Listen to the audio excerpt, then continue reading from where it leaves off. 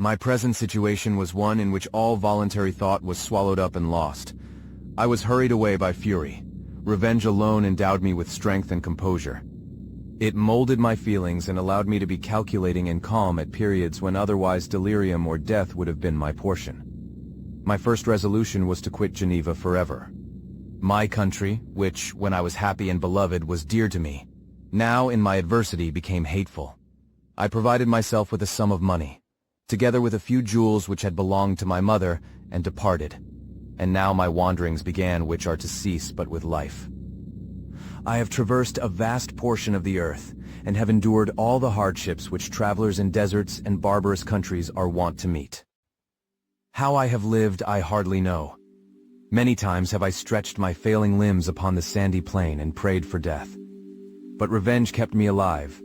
I dared not die and leave my adversary in being.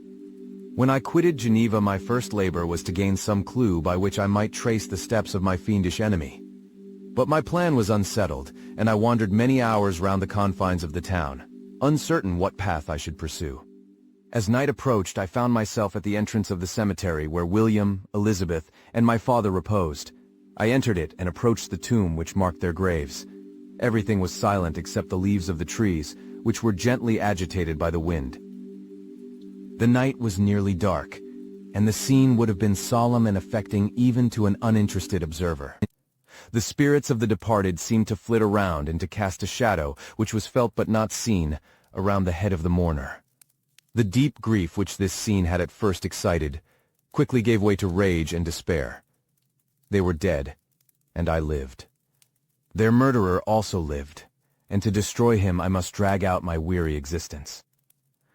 I knelt on the grass and kissed the earth, and with quivering lips exclaimed, "By the sacred earth on which I kneel, by the shades that wander near me, by the deep and eternal grief that I feel, I swear, and by thee, O night, and the spirits that preside over thee, to pursue the demon who caused this misery, until he or I shall perish in mortal conflict.